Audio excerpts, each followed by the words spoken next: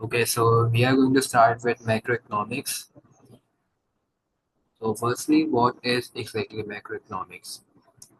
Micro में हमने पढ़ा था कि likewise हाउ माइक्रो में we study individual businesses and household, their economic behavior and economic activities. In macro, we are doing this for the government. हम यहाँ पे गवर्नमेंट लेवल पे पढ़ रहे हैं जैसे कि माइक्रो में हम इंडिविजुअल की हाउस होल्ड की सेविंग स्पेंडिंग बोरोइंग ये सब पढ़ रहे थे वैसे यहाँ पे अब हम गवर्नमेंट लेवल पे पढ़ रहे हैं it is a study of economy as whole. सही है। इकोनॉमी की पूरी इकोनॉमी के बारे में जो हम पढ़ रहे हैं वो है मैक्रो इकोनॉमिक्स। अब मैक्रो इकोनॉमिक्स में भाई अब गवर्नमेंट के इकोनॉमिक बिहेवियर इकोनॉमिक एक्टिविटीज़ क्या होती है। फर्स्टली इकोनॉमिक बिहेवियर में इकोनॉमिक एक्टिविटीज़ में हमारी गवर्नमेंट में क्या है कि जो गवर्नमेंट ट्रांजैक्शन कर रहा है इंटरनेशनली। इससे क्या मतलब जैसे कि कोई कंट्री ट्रेड कर रहा है आपस में जैसे कि इंडोनेशिया है उनकी इकोनॉमी बहुत ही टूरिस्ट बेस्ड है टर्शरी सेक्टर वहाँ का बहुत है वो एग्रीकल्चर में इतना नहीं कर सकते। जाहिर सी बात है हर एक इकॉनमी इतनी सेल्फ सफिशिएंट नहीं होती कि हर चीज़ अपने अपने लिए बना दे। तो इसलिए गवर्नमेंट ट्रेड करती है आपस में जैसे कि इंडोनेशिया के एग्जांपल वो एग्रीकल्चर में बहुत इम्पोर्ट करते हैं। तो ये इकोनॉमिक एक्टिविटीज़ हो गई गवर्नमेंट की। इकोनॉमिक बिहेवियर से क्या मतलब अभी हम आगे जाके इसी में पढ़ेंगे मैक्रो इकोनॉमिक्स में जो कि हमारी कोर्स बुक के सेक्शन 4, 5 और 6 है कि गवर्नमेंट की पॉलिसीज होती है demand side policies and supply side policy. अब डिमांड साइड पॉलिसीज में क्या होता है कि गवर्नमेंट एग्रीगेट डिमांड को बढ़ाने की कोशिश करती है। अब ये एग्रीगेट डिमांड एग्रीगेट सप्लाई क्या होता है इसको हम और इन डेप्थ देखेंगे आगे जाके। तो इकोनॉमिक बिहेवियर में गवर्नमेंट कैसे इकोनॉमी चला रही है उसकी पॉलिसीज आती है तो काउंटर एम्प्लॉयमेंट इन्फ्लेशन।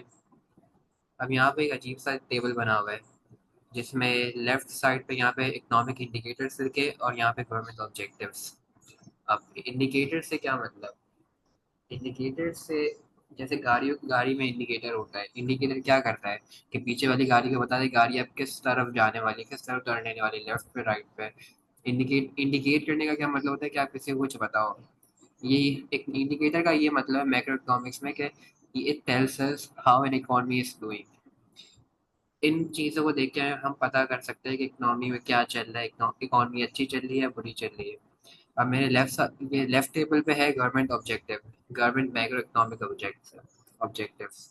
इससे क्या मतलब है इसका ये मतलब है गवर्नमेंट क्या चाहेगी इकोनॉमी को ये जो इंडिकेटर्स है इनको क्या किस तरह लेके जाना चाहेगी। जैसे ग्रोथ है इसका क्विक सा ओवरव्यू लेके फिर इसको इन डेप्थ भी पढ़ेंगे।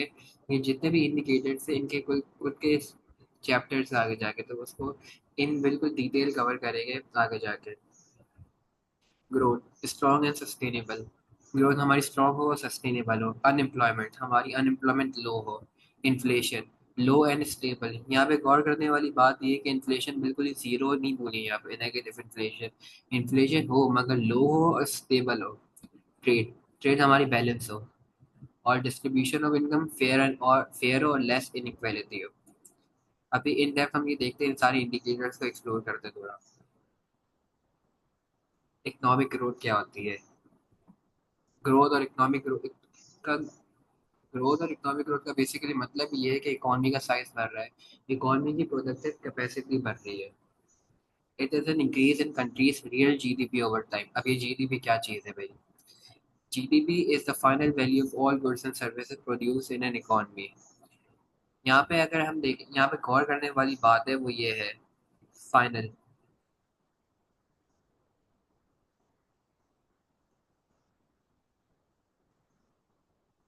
अब आगे जाके आप इसी में एक कॉन्सेप्ट एक्सप्लोर करेंगे जीएनपी का होता है कॉन्सेप्ट। तब जीएनपी क्या होता है वो अभी तो इस लेवल पे मैं इंट्रोड्यूस ही करूँगा आगे क्लासेस में पता चलेगा आप सबको।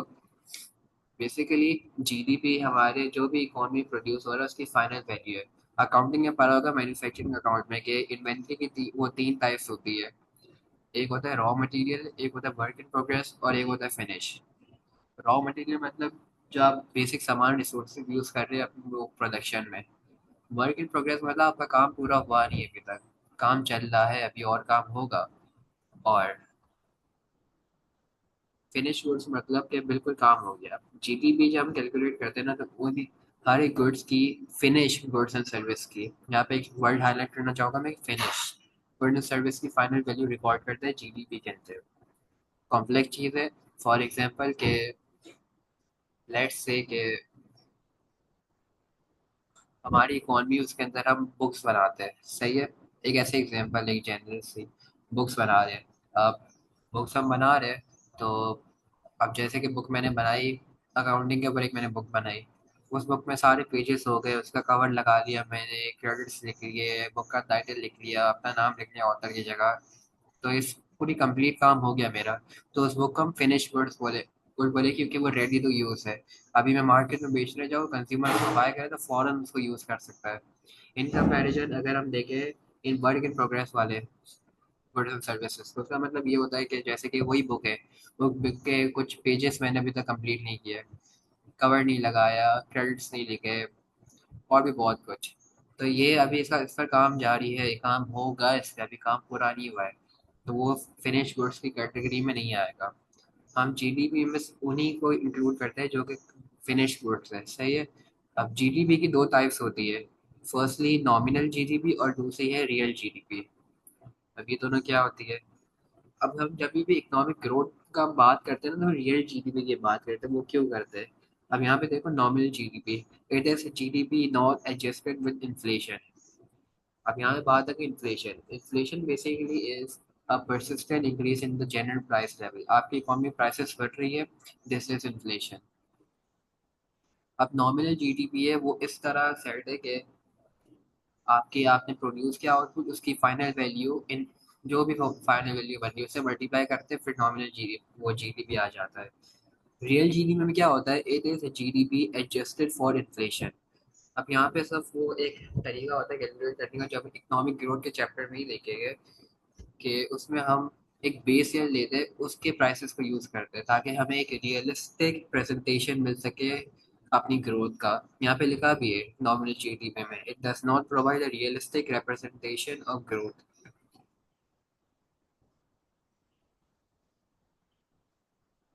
अब जब भी हम इकोनॉमिक ग्रोथ मेजर करते हैं, रियल जीडीपी करते हैं। अब इसको एक एग्जांपल से समझते हैं कि हमारी जो इकोनॉमी है, लेट्स से कि हमारी इकोनॉमी में हम कंप्यूटर प्रोड्यूस करते हैं, सही है। हम क्या प्रोड्यूस कर रहे हैं? कंप्यूटर्स प्रोड्यूस कर रहे हैं, ठीक है। हमारी इकोनॉमी है, इकोनॉमी ए, सही है। अब यहाँ पे हम कंप्यूटर प्रोड्यूस कर रहे हैं। अब जैसे कि ईयर ईयर वन में हमने कितने 1000 यूनिट्स प्रोड्यूस करे अपने कंप्यूटर के, सही है, पूरी इकोनॉमी में। अब 1000 यूनिट्स हमने प्रोड्यूस कर दिया, हर एक की फॉर इंस्टेंस मार्केट प्राइस है $10,000, ठीक है। तो हमारी जीडीपी क्या हुई? हमारी जीडीपी हुई, इन दोनों को मल्टीप्लाई करके हमारे पास आया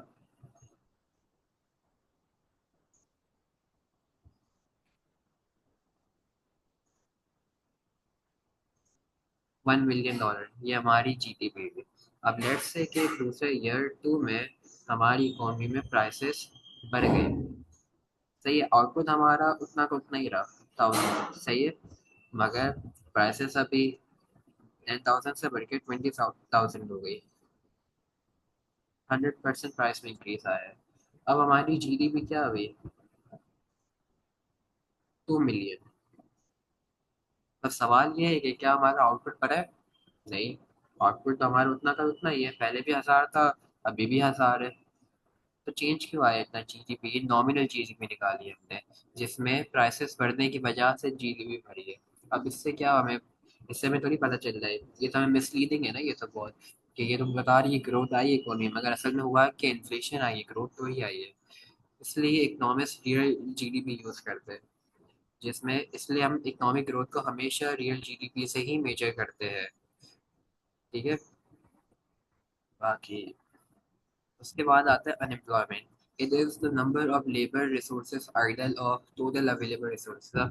जब भी अनएम्प्लॉयमेंट की बात करते हैं ना हम इकोनॉमी के अंदर, तो सिर्फ लेबर की बात नहीं करते हम, बाकी भी फैक्टर्स ऑफ प्रोडक्शन है, जैसे कैपिटल है, मशीनरी है बहुत सारी। एक हमारी फैक्ट्री मशीन पड़ी हुई है, हम उसको यूज नहीं कर रहे, तो वो अनएम्प्लॉयड आइडल पड़ी हुई है। अगर उसको यूज करें तो प्रोडक्शन हम बढ़ा सकते हैं। जैसे कि लेबर है, लेबर इसमें बहुत बड़ी एक फिल्ड एग्जांपल बैठती है अनएम्प्लॉयमेंट में। जो अब अनएम्प्लॉयमेंट निकालते कैसे? इसमें टोटल वर्किंग पॉपुलेशन में से अनएम्प्लॉयड लोगों को निकाल देते टोटल पॉपुलेशन है। अब टोटल वर्किंग पॉपुलेशन हमारी क्या होती है? वो लोग जो कि विलिंग है और एबल है काम करने के। अनएम्प्लॉयमेंट मतलब वो लोग जो कि विलिंग है और एबल है काम करने के, मगर उनको काम मिल नहीं रहा है, इसको अनएम्प्लॉयमेंट कहते हैं। अब गवर्नमेंट जो एम करेगी वो गवर्नमेंट जो एम करेगी वो ये करेगी कि अनएम्प्लॉयमेंट लो से लो हो। क्यों करेगी ऐसा? अब इकॉन रियलिस्टिक अगर हम देखें तो कभी भी अनएम्प्लॉयमेंट 0% नहीं हो सकती है, एम्प्लॉयमेंट 100%। क्योंकि एक नेचुरल रेट होता है। अब इसको अनएम्प्लॉयमेंट के चैप्टर में एक्सप्लोर करेंगे कि नेचुरल रेट क्या होता है और क्यों एक्सिस्ट करता है। अगर हम देखें तो हम पीपीसी कर्व पे भी अनएम्प्लॉयमेंट को दिखा सकते हैं। यहाँ पे हमारे वाई एक्सिस पे कंज्यूमर गुड्स है और एक्स पे कैपिटल गुड्स। ये पीपीसी कर्व है हमारा। इसके अंदर पीपीसी कर्व के अंदर एक पॉइंट है ए। जब भी कोई पॉइंट पीपीसी कर्व के अंदर हो तो वो अनएम्प्लॉयमेंट दिखाता है। अब जैसा हम इकोनॉमिक ग्रोथ की बात करें, गवर्नमेंट का ऑब्जेक्टिव यहाँ क्या आएगा कि इकोनॉमिक ग्रोथ ज्यादा हो, स्ट्रॉन्ग और सस्टेन हो, सस्टेनेबल हो। आगे जाके हम एक कॉन्सेप्ट पढ़ेंगे सस्टेनेबल का, कि सस्टेनेबल मतलब कि इस सेंस में कि अगर आज आप अपनी नीड्स फुलफिल कर रहे हो, जितनी भी कर रहे हो आप, उसकी वजह से आने वाली जनरेशन की नीड्स को कॉम्प्रोमाइज नहीं करना पड़ रहा है। जैसे कि आज पूरी गवर्नमेंट ने जान लगा दी भाई, डिफॉरेस्टेशन करी, माइनिंग करी, पूरा लैंडस्केप का बेड़ा गर्क कर दिया, सब खत्म कर दिया, और आज इकोनॉमिक ग्रोथ आ गई। क्या ये सस्टेनेबल है? नहीं है ये। क्यों? क्योंकि आगे जाके जो हमारी फ्यूचर जनरेशन है उनके लिए कुछ बचा ही नहीं, हमने कुछ छोड़ा ही नहीं उनके लिए।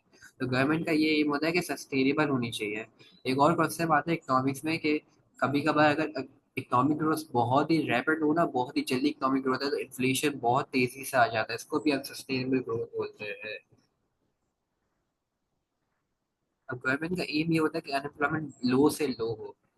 फुल एम्प्लॉय कोशिश करेंगे जितना हमको हो सके हम फुल एम्प्लॉयमेंट की तरफ जाए। क्यों? क्योंकि फुल एम्प्लॉयमेंट जितना हम जाएंगे तो उतना हम पीपीसी कर्व पे आएंगे। अभी पॉइंट ए पे अगर ये जो भी लोग अनएम्प्लॉयड हैं यहाँ पे, अगर ये हो जाए एम्प्लॉयड, तो हम पीपीसी कर्व के नजदीक है, पीपीसी कर्व पे भी आ जाएंगे। अब अनएम्प्लॉयमेंट की टाइप्स होती है लेबर की unemployment: cyclical, classical, structural, frictional और सीजनल।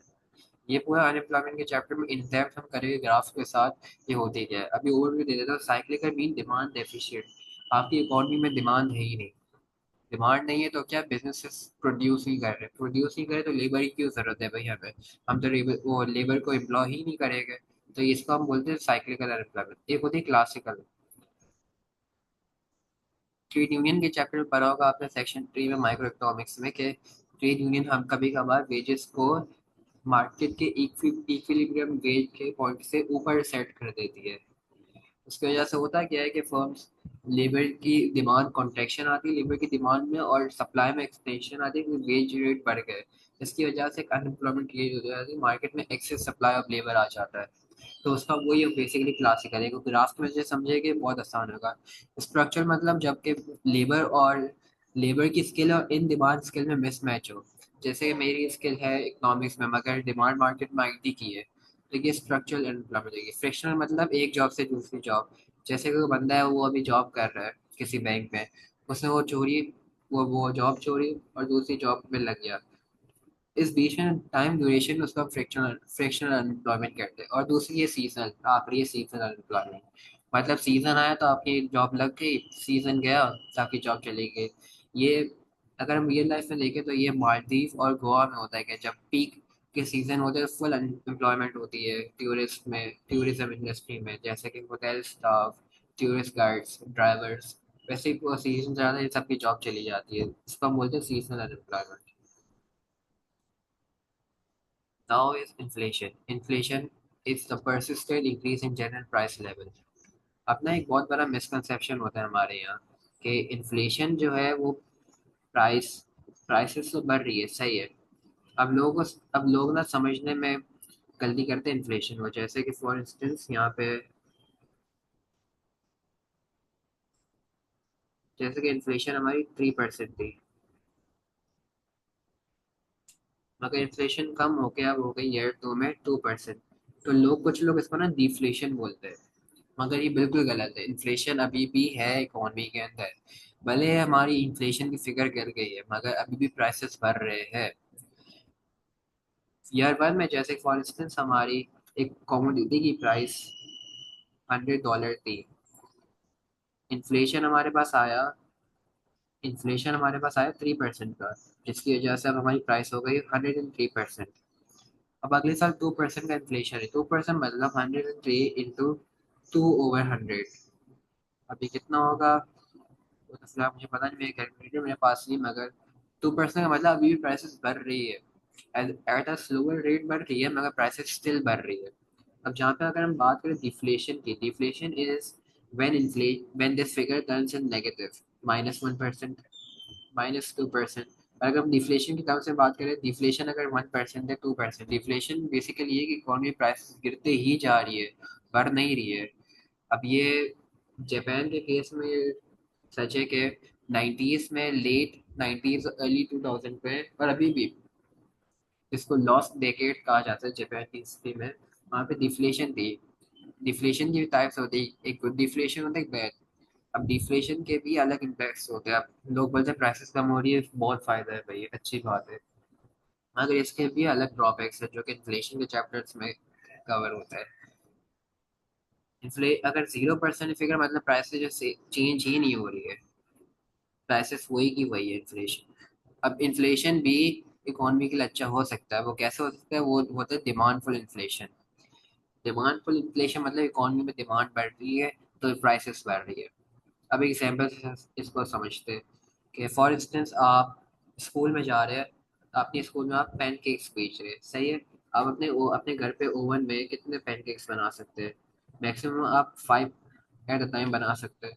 आप 3 बना के जा रहे हैं स्कूल के अंदर, सही है। आप अपने स्कूल में कितने बना रहे हैं? 3 बना के ले जा रहे हैं पैनकेक्स, और उसको जाके बेचे स्कूल में। पहला दिन आपने बेचा, 2 बिके। दूसरा दिन आप गए तो लोगों को बहुत पसंद है, बहुत प्रमोशन करने लगे, भाई यार इसके पैनकेक्स बड़े अच्छे होते हैं, तो और लोगों ने खरीद लिया। अब तीनों के तीनों आपके बिक गए। अब आपने क्या करा? डिमांड बढ़ रही है, सप्लाई बढ़ा दी, 3 से 4 पे आ गए आप, 4 से 5 पे आ गए। यहाँ पे आके आप रुक गए भाई। क्यों? क्योंकि आपके ओवन में बन ही तो 5 सकते हैं। जब तक आप नया ओवन नहीं खरीदोगे या रिसोर्सेस और नहीं खरीदोगे, जब तक तो आप 5 ही बना सकते हो। मगर डिमांड तो बढ़ गई भाई, अब तो भाई 10 लोग आके डिमांड कर रहे हैं कि भाई नहीं हमें तो चाहिए भाई, हमें तो वो पैनकेक चाहिए। तब तब हम क्या करेंगे इस केस में? सप्लाई हमारी कम है, डिमांड हमारी एक्सीड कर गई है बहुत। तो हम क्या करेंगे? प्राइसेस बढ़ा देंगे। पहला 10 का बेच रहे थे पैनकेक, अभी आप बोल रहे मैं 20 का बेचूंगा। डिमांड गिर गई, डिमांड 8 पे आ गई। अभी भी डिमांड सप्लाई से ज्यादा है। आपने बोला और प्राइसेस बढ़ा, 30 पे कर दी, तो 5 पे आ गए, मार्केट हमारी इक्विलिब्रियम पे आ गई। अगर इसको मैक्रो इकोनॉमिक्स में देखें तो जैसे ही हमारी एग्रीगेट डिमांड बहुत ज़्यादा बढ़ गई, ये आप देख सकते हैं यहाँ पे, एग्रीगेट डिमांड का कर्व शिफ्ट करा राइट की तरफ, एग्रीगेट डिमांड 2 पे। इसकी वजह से हुआ क्या कि इकोनॉमी में रिसोर्सेज तो वही है, रिसोर्सेज तो ये बढ़ रहे हैं, हमारी इकोनॉमी की डिमांड बढ़ रही है ना, डिमांड बढ़ी तो हमारी सप्लाई में एक्सटेंशन आई, मगर एक हद तक हमारी सप्लाई बढ़ा सकते हैं, उसके बाद हमें प्राइसेस ही बढ़ाने पड़े थे। तो यहाँ पे प्राइसेस भी इकोनॉमी में बढ़ गई। मगर यहाँ पे अच्छी साइड ये कि डिमांड पुल इन्फ्लेशन का, कि ये बिजनेस को इंसेंटिव दे रहे हैं। इंसेंटिव से ये मुराद के बिजनेस को मोटिवेट करेगा प्रोड्यूस करो, क्योंकि प्राइसेस बढ़ रही है और डिमांड भी है इकोनॉमी में, तो बिजनेसेस को एक सेंस ऑफ सिक्योरिटी मिलती है कि अरे हमारा माल बिकेगा भी और अच्छे प्रॉफिट पे बिकेगा। तो यहाँ पे Y1 y is basically real GDP, उसको हम रिप्रेजेंट करते हैं Y से Y2 पे हमारी चलेगी, मतलब हमारी इकोनॉमिक ग्रोथ आई है। इन्फ्लेशन की टाइप होती है, 2 टाइप होती है, डिमांड फुल और कॉस्ट पुश। एक डिमांड फुल है, ये है कॉस्ट पुश। अब जैसे कि वो एग्जांपल में वापस आते हैं हम, जैसे कि आपने अभी वो बनाए थे पैनकेक्स। अब लेट्स से कि आपके आपके चॉकलेट की या बेकिंग पाउडर की प्राइस बढ़ गई, जिसकी वजह से अब आपको, आप जो 10 में बेच रहे थे माल, अब वो 15 पे आपको बेचना पड़ रहा है। हुआ क्या इससे? आपकी कॉस्ट बढ़ी, तो आपका प्रॉफिट मार्जिन कम हो गया, या वो शायद आप लॉस बनाना शुरू हो गए, कॉस्ट इतनी बढ़ गई आपकी। तो उससे आपने क्या, आपका हुआ क्या, आपको जो प्रेशर आया आपने कंज्यूमर पे ट्रांसफर कर दिया कि भाई मैं, मेरे को तो अपना प्रॉफिट मार्जिन वो रिटेन करना है ना, तो आपने प्राइसेस अपनी बढ़ा दी, कॉस्ट आपकी बढ़ी तो प्राइसेस बढ़ा दी। ये है बेसिकली कॉस्ट पुश इन्फ्लेशन। अब कॉस्ट पुश इन्फ्लेशन में देख सकते हैं शॉर्ट रन एग्रीगेट सप्लाई। अब जब इन्फ्लेशन में करेंगे तो हम लॉन्ग रन एग्रीगेट सप्लाई का कर्व यूज करेंगे rather than SRAS। But for just concept यहाँ अभी, जैसे हम माइक्रो से आए तो इसलिए फॉर ईजियर टू अंडरस्टैंड, यहाँ पे SRAS यूज़ किया है मैंने। वैसे ये भी यूज़ कर सकते, मसला नहीं है इसमें कुछ। तक यहाँ देख सकते कि सप्लाई हमारी गिर गई है। सप्लाई में कॉन्ट्रैक्शन नहीं है, सप्लाई डिक्रीज हुई है हमारी। कॉस्ट बढ़ के कुछ लोग बना ही नहीं पा रहे। कॉस्ट इतनी हो गई, उनको पता है कि हम कॉम्पिटेटिव मार्केट में हैं, अगर हमने प्राइसेस बढ़ाई तो हम बहुत ज़्यादा में लॉसेस होगा। इससे अच्छा उन लोगों ने अपनी प्रोडक्शन ही बंद कर दी। और कॉस्ट बढ़ी तो उन लोगों ने अपना बर्डन कंज्यूमर पे पे का भाई, कंज्यूमर पे पे का, प्राइसेस बढ़ी। अब डिमांड का रूल क्या है? डिमांड और सब प्राइस का नेगेटिव रिलेशन है। प्राइस बढ़ेगी, डिमांड गिरेगी। एक्चुअली डिमांड में कॉन्ट्रेक्शन आया है यहाँ पे, जिसकी वजह से इंसेंटिव और कम हुआ, जिसकी वजह से आउटपुट बाय 1 से बाय 2 चला गया। इन कॉन्ट्रास्ट प्राइसेस P1 से P2 चली गई। अब गवर्नमेंट का एम ये होगा कि इन्फ्लेशन हो इकोनॉमी में, मोस्टली डिमांड पुल इन्फ्लेशन हो, मगर एक हद तक हो। ऐसा नहीं कि 10% इन्फ्लेशन हो जाएगी। इन्फ्लेशन के भी अलग कैटेगरीज होती है, हाइपर इन्फ्लेशन होती है, नॉर्मल इन्फ्लेशन होती है। अब इकोनॉमी के अंदर थोड़ी बहुत इन्फ्लेशन होनी चाहिए, क्योंकि ये बिजनेसेस को इंसेंटिव देता है प्रोड्यूस करने का। अगर अगर इन्फ्लेशन बहुत हाई हो जाएगी तो मसला हो जाता है फिर इकोनॉमी के अंदर, क्योंकि कॉन्फिडेंस गिर जाता है इकोनॉमी में लोग स्पेंड नहीं कर पाते। तो गवर्नमेंट हमेशा एम करेगी 2 से 5% के दरमियान इन्फ्लेशन हो जाए। एक सेंट्रल बैंक एक टारगेट इशू करता है इन्फ्लेशन के, नहीं यार इस साल इतनी ही होनी चाहिए हमें, इससे ना ज़्यादा हो ना इससे कम हो।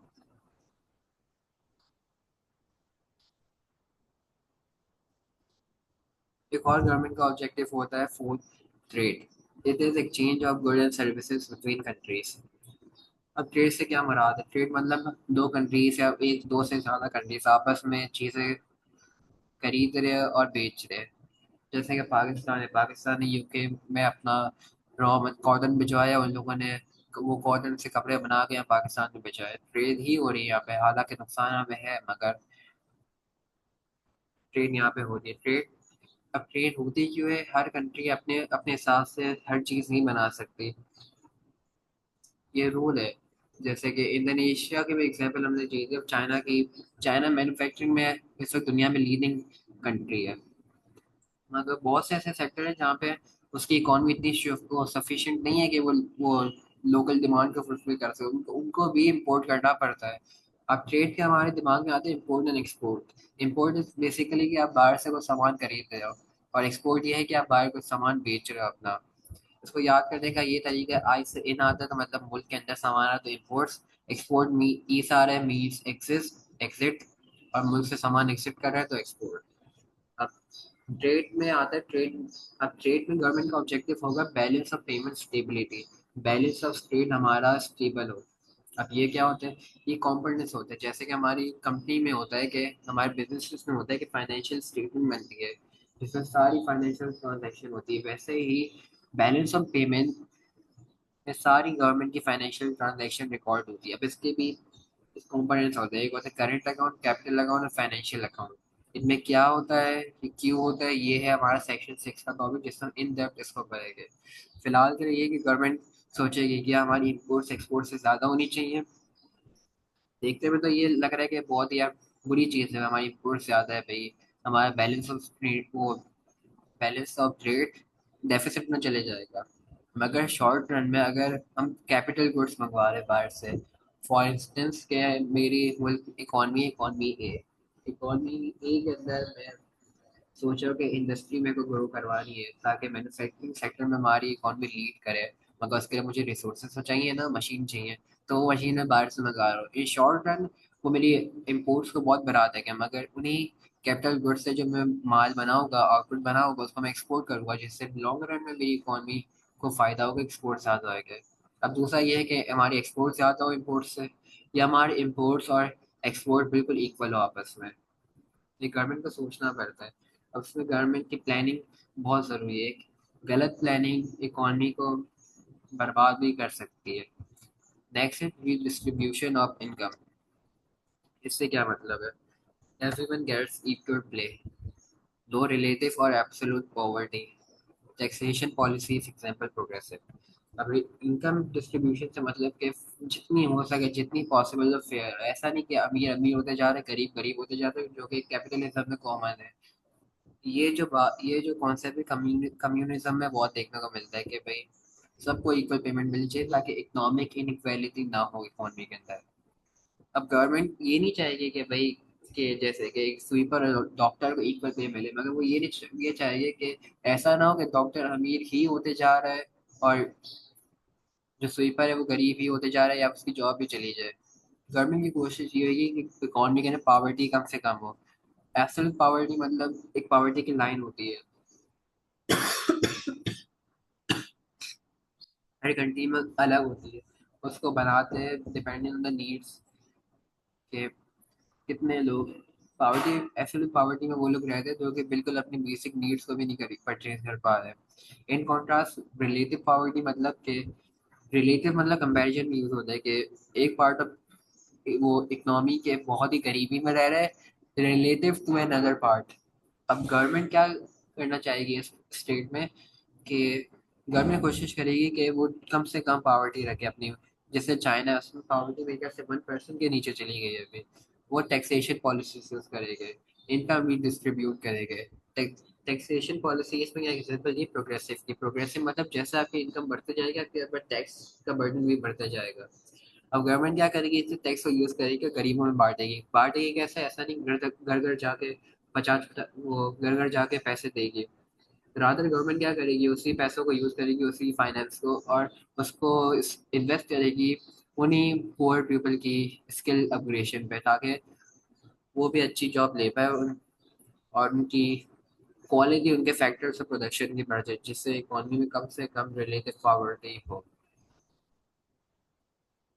अब ये जो हमारा सेशन होगा ऑनलाइन ऑनलाइन क्लास रहेगी, इसको ज्वाइन क्यों करना चाहिए।